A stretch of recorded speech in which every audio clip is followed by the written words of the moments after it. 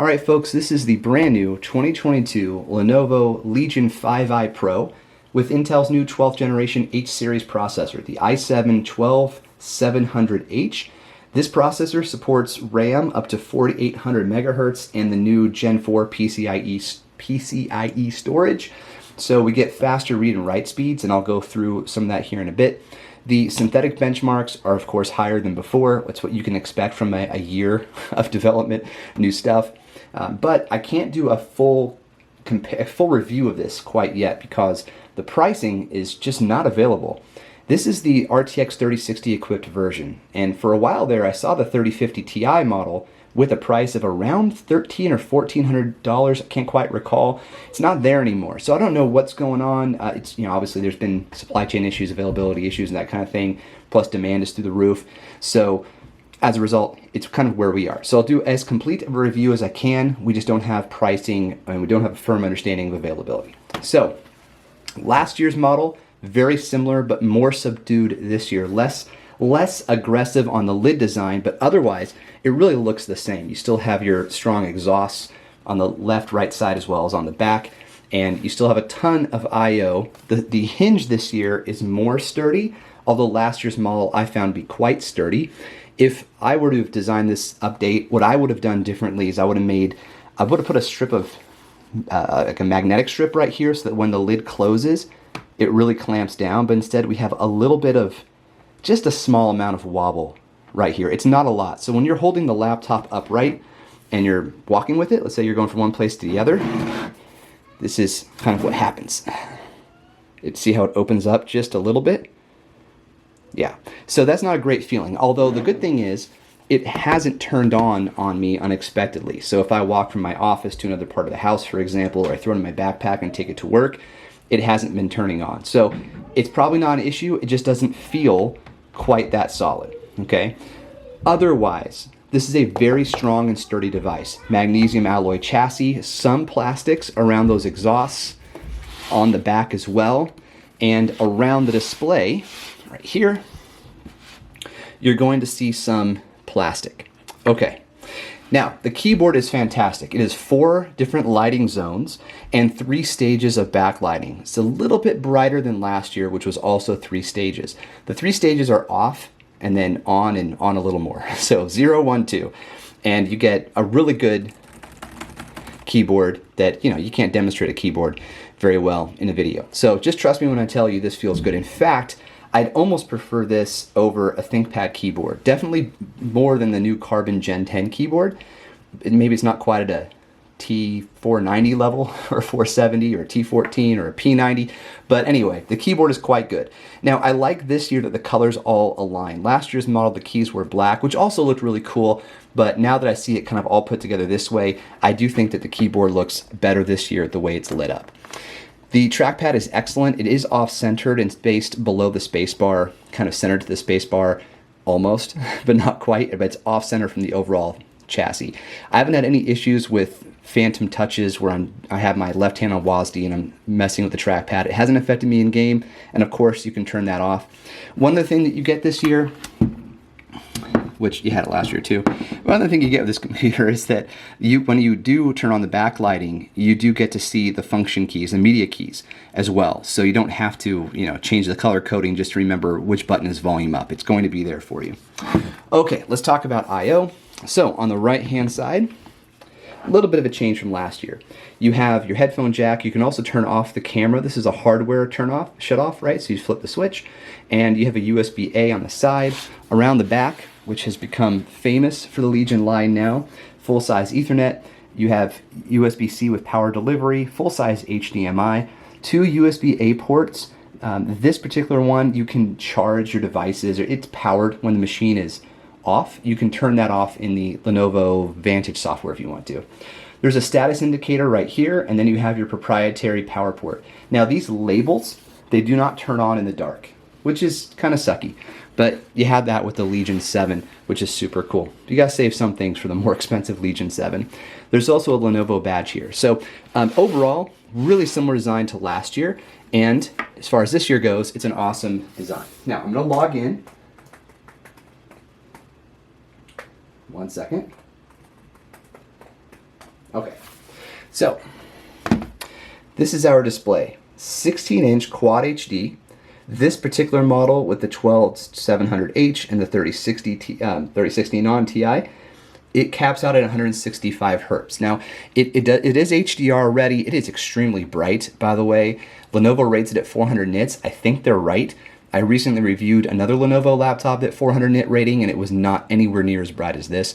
It also supports HDR for video playback and gaming when you have it plugged in. So right now, it's not plugged in, so you're not getting HDR. Okay, I mentioned Quad HD, so 2560 by 1600, and the refresh rate is supposed to be VRR. I don't know how VRR is supposed to work. I thought it was supposed to be an automatic change between 60 and 165 hertz depending on the use case, the battery settings, the applications. As far as I can tell, you have to come in here and select 165 or select 60 to get the refresh rate that you want. Now in last year's model, you could hold down function and press R, and that would automatically, that's just bam, it would change the refresh rate from 60 to 240 on my machine. But in this case, it does nothing. I think it may be because of the VRR. So, hey, I don't know what's going on there, but you can use function Q to change the performance settings. You can see that this popped up and says auto. The power button changed from blue to white illumination. And if this were plugged in, I could do it again to move it into a full power mode. So like just let's go crazy, let's go nuts, let's let those fans roar. Let's not get to the point of melting anything, but right up to that point, I guess. So yeah, that's also handy if you want to manage your settings that way. You then don't have to go into the power settings to make an adjustment. You can do it all right here directly from the keyboard. Okay, so performance. As far as synthetic benchmarks go, I ran Cinebench R23. I got a multi-core score of 17,443, a single-core score of 1,775, and an MP ratio of 9.82. So this is a powerful freaking device, like, no doubt about it. This thing can really churn out on the performance side. Now, I also ran DiskMark, Crystal DiskMark, and of course, everything is gone. So that sucks. Well, I ran it at one point. I got a score at one point, and I was really happy about that score. Did I take a screenshot? Nope. All right, so we're just gonna skip past this part. Let's go ahead and run it now while it's plugged in and put it in auto mode.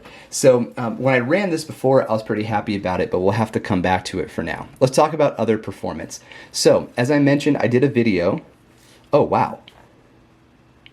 Holy crap. Okay, that's really fast. Okay, so if you can't read that, it says 13,514 for a read speed.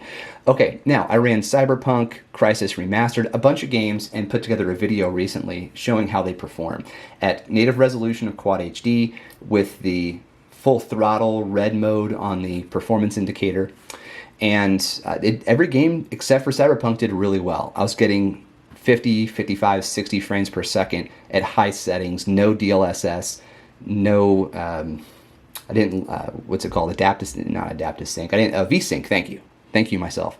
I didn't run VSync, and I was getting really good performance out of it. Cyberpunk was all over the place though. Cyberpunk was like 5 frames per second, 10 frames per second. I had to make a bunch of adjustments and then eventually kind of got it to a playable point of 30 frames per second, but it was all over the place. So I call that a Cyberpunk problem, not a laptop problem. It is what it is. Now here are those read-write scores from Crystal DiskMark. The read speed 13,700, the write speed 10,300. This is, pretty dang fast, so it's good to see. And this is a 2 terabyte drive that Lenovo have implemented in this machine. So awesome to see that performance. And again, I didn't take a screenshot. Okay, so the big problem right now is that we don't have pricing and availability. So it's hard to say like run out and buy this machine. Now, having compared it to last year's model, the best I could, because my last year's model was AMD and it was a 3070 GPU, it's really hard to say that this one is like so much better than last year's model. I think we're at a point with these machines and with the available chipsets that we're not going to see massive differences and changes. Now, the read-write speeds on that drive definitely faster than the read-write speeds of last year's model with the AMD. So if you really need to move a lot of heavy files and load heavy files for your work, then it may be worth the extra money to run out and get this one if you can, and who knows what that extra money really amounts to at this point. So unfortunately, this is the best that we can do at this time. Now, this is a review unit. I have to send it back to Lenovo very soon. So I did the best I could as far as putting it through its paces and how loud is it, how hot does it get. I don't have formal numbers. It's hard for me to test those things, but I can tell you it didn't get hot to the touch. It was totally playable and usable. Part of that is because it's a magnesium alloy instead of pure aluminum, and it didn't get too loud. So it was, it got loud, but not to the point where I'm like, holy crap, this is like an airplane or a jet inside my house. So I think you'll be totally happy with this as an overall unit, provided that it's maybe within 20% of last year's pricing, at this point, right, at launch. So eventually there'll be sales. Lenovo does a very good job of running sales in their devices. So yeah, if I had to choose between this and last year's model, I would go with last year's model. Last year's model is available now. People are buying them. The kinks have been worked out. People love them. There's a lot of good guides about trying to save battery life. They're really, really good machines. There is no leading issue. Back in 2020 when Lenovo released the Legion 7i, there was a huge problem with the lid, right? You're spending $2,000 plus, and the lids were super wonky, and the machine would turn on its own. And I had one. It was rough to use for a long time there. Gave it to my nephew because of that. But anyhow, the 5 has had no major issues like that I'm aware of, except for one thing, which is the RAM would ship, and it was single-sided RAM with terrible timing. So in many cases, you would have to upgrade the RAM. But that's a nominal fee, and it's easy to deal with. So, and there's a lot of guides out there about choosing which RAM, the best RAM for you. And RAM prices are coming down. Whereas this, we don't know yet what that is going to be, if anything at all. So Lenovo made a good machine. It's just hard to recommend over last year's model since I don't have the price and we don't know the availability. But overall, good machine, very well built, a good upgrade over last year in the sense that they didn't ruin anything. And we will catch you on the next review, folks. Cheers.